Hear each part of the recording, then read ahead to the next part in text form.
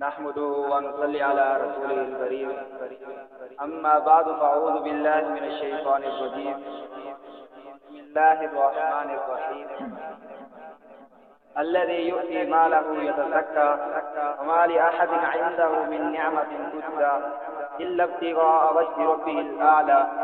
قال النبي صلى الله عليه وآله وسلم أرحم أمتي بأمتي أبي بکر وصدق اللہ العظیم. اے زمانہ معترف صدیق تیری شان کا، صدق کا، اخلاص کا، ایقان کا، ایمان کا، تجھ ہی سے پھیلا نور اسلام عرب میں اور شام میں، مٹ گیا تھا نام ارتداد و کفر کا طغیان کا. قابل تعظیم و تکریم واجب الاحترام برادران اسلام، ارباب خاص و عام، سرزمین جامع ملتان کے جامع عمر بن خطاب کے تمام طالب علم، غیور مسلمانوں، کتاب و سنت کے دیوانوں، پروانوں، مستانوں، میری تقریر شان صدیق کے عنوان سے معنون ہے. میں اسی عنوان کی مناسبت سے مختصر سی گفتگو کروں گا. آپ حضرات سے درخواست ہے کہ اگر آپ حضرات کی توجہ رہے گی تو انشاءاللہ مجھے بھی فائدہ ہوگا اور آپ حضرات کو بھی فائدہ.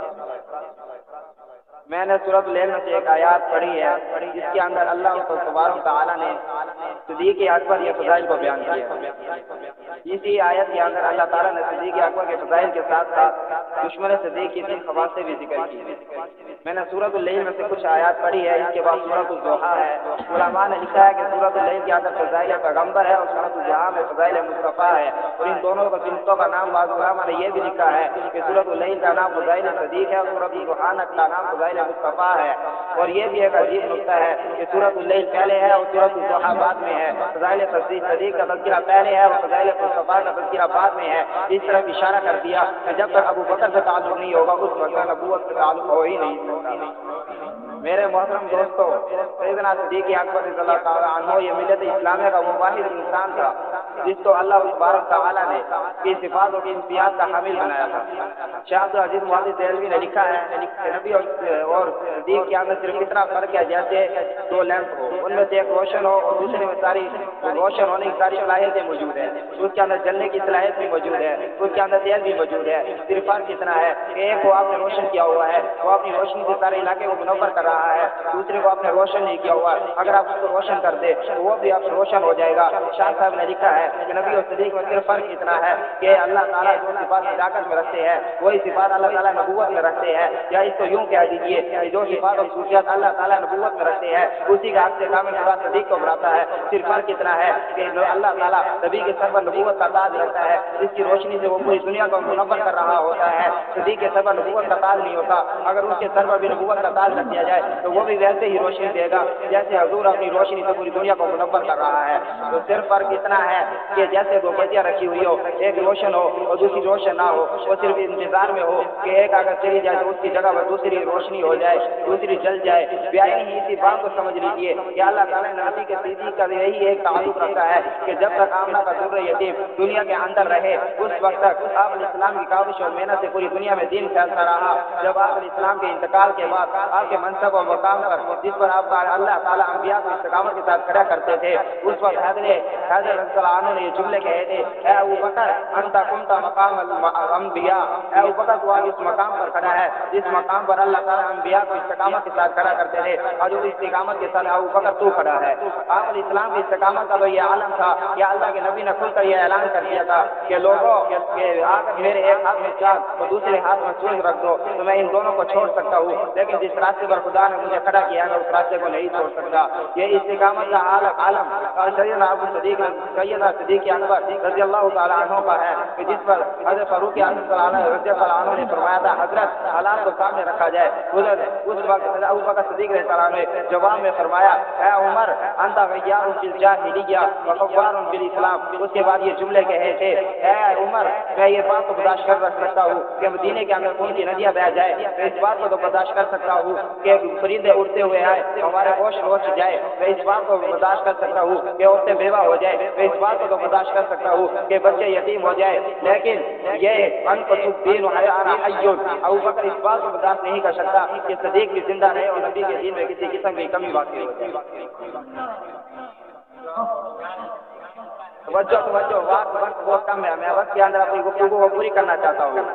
یہ تو فرق تھا صدیق کی نبی کے ساتھ مطابقت دیکھیے کہ حضور کی عمر 63 سال، نبی کی عمر بھی 63 سال، حضور کی وفات ستمبر کے دن ہوئی، صدیق کی وفات بھی ستمبر کے دن ہوئی۔ حضور کے وفات کے وقت حضرت عائشہ حضور کے سرحانے بیٹھی ہے، صدیق کے وفات کے وقت بھی حضرت عائشہ حضور کے صدیق کے سرحانے بیٹھی ہے۔ حضور نے وفات کے وقت مسواک مانگی، صدیق نے وفات کے وقت مسواک مانگی، حضور کی مسواک کو حضرت عائشہ نے چبایا، صدیق کی مسواک کو بھی حضرت عائشہ نے چبایا۔ صدیق اکبر حضور صلی اللہ علیہ وسلم کی وفات مدینے میں ہوئی، صدیق اکبر کی وفات بھی مدینے میں ہوئی۔ حضور علیہ السلام کو وفات سے 2 سال پہلے زہر دیا گیا، صدیق اکبر رضی کو بھی وفات سے پہلے 2 سال پہلے زہر دیا گیا۔ حضور علیہ السلام کو زہر کھانے میں دیا گیا، سیدنا صدیق اکبر کو بھی زہر کھانے میں دیا گیا۔ حضور علیہ السلام کو زہر گوشت میں دیا گیا، صدیق اکبر کو بھی زہر گوشت میں دیا گیا۔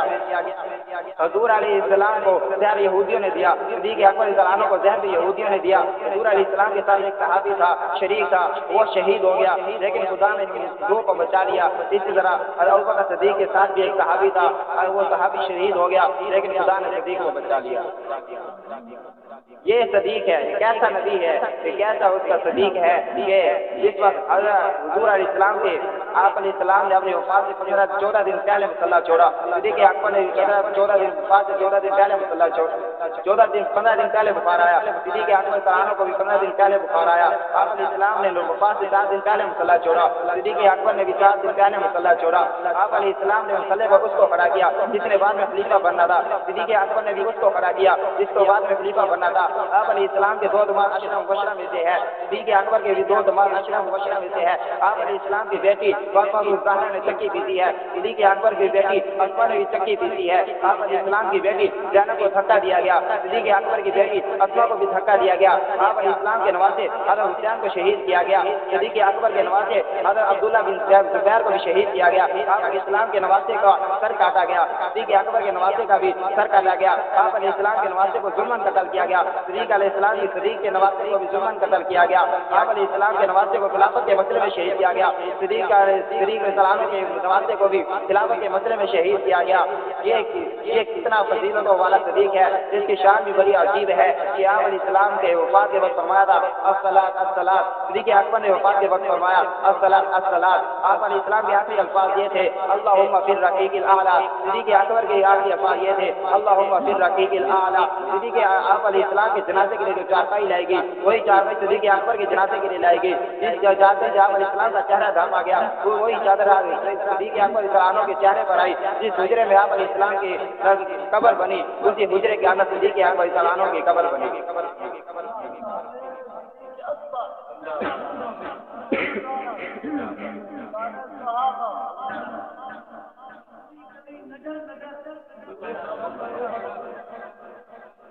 یہ تو دنیا کے اندر مطابق قیامت کے دن جس طرف نبی جائے گا اسی طرف صدیق جائے گا، جس پرچم تلے نبی ہوگا اسی پرچم تلے صدیق ہوگا، مقام محمود پر نبی ہوگا اسی مقام پر صدیق بھی ہوگا، تاکہ دنیا کو پتہ چل جائے کہ کیسا نبی ہے، کہ کیسا صدیق ہے۔ اس صدیق کی شان کو دیکھیے، جو پہاڑوں سے شروع ہوا، جو پتھروں سے شروع ہوا، جو مکے سے شروع ہوا، جو محمد کے خیمے سے شروع ہوا، جو غار سے شروع ہوا، احد میں آیا، بدر میں آیا، خیبر میں آیا، خندق میں آیا، حنین میں آیا، تبوک میں آیا۔ یہ صدیق وہ ہے جس کی اتنی فضیلت ہے کہ جس نے دنیا کے اندر بھی آپ علیہ السلام کا ساتھ نہیں چھوڑا اور وفات کے بعد بھی آپ علیہ السلام کا ساتھ نہیں چھوڑا۔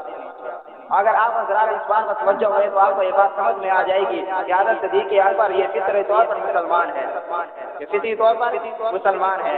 کیا ہے آپ صدیق اکبر کی طبیعت میں بھی اسلام ہے، حضرت صدیق اکبر کی طبیعت میں بھی اسلام ہے، کیونکہ حضرت ابوبکر صدیق اکبر کے والد بزرگوار ابو سیدنا ابو قحافہ ہے، اور عثمان بن عامر رضی اللہ عنہ فرماتے ہیں کہ ابو بکر اس وقت کم عمر تھے اور ابو ایک مرتبہ ان کو لے کر کعبہ اللہ میں چلا گیا۔ میں نے ارادہ کیا تھا کہ میں جا کر ان کو اپنے خداؤں کا تعارف کراؤں۔ میں نے تعارف کرایا کہ یہ حبل ہے، یہ لات ہے، یہ عزا ہے، یہ منات ہے، یہ خدا فلاں فلاں کام کرتے ہیں۔ اس وقت ابو بکر چھوٹے عمر کے تھے، انہوں نے اپنے ہاتھ میں ایک پتھر اٹھایا ہوا تھا۔ سیدنا ابو قحافہ فرماتے ہیں کہ میں نے کہا بیٹے اس پتھر کو باہر پھینک دو، تو صدیق اکبر ان کو چھوٹے بچے تھے اور بچوں کی ایک عجیب مزاجی طبیعت ہوتا ہے، وہ جس بات پر رک جائے وہ رک ہی جاتے ہیں۔ سیدنا صدیق اکبر نے وہ پتھر باہر نہیں پھینکا، تو اس کے بعد ابو قحافہ فرماتے ہیں کہ اس کو جیب میں ڈال لو، تو انہوں نے جیب میں ڈالنا چاہا لیکن جیب چھوٹی تھی، وہ پتھر بڑا تھا، وہ جیب میں نہیں آیا۔ تو اس کے بعد صدیق اکبر تعالیٰ نے وہ پتھر اپنے ایک ہاتھ میں لے کر اب کے پشت کے پیچھے چھپا لیا۔ ابا جان کو کہا کہ ابا جان، یہ جو میرے ہاتھ میں والا جو پتھر ہے یہ تمہارے خدا نہیں دیکھ سکتے، تمہاری نہیں۔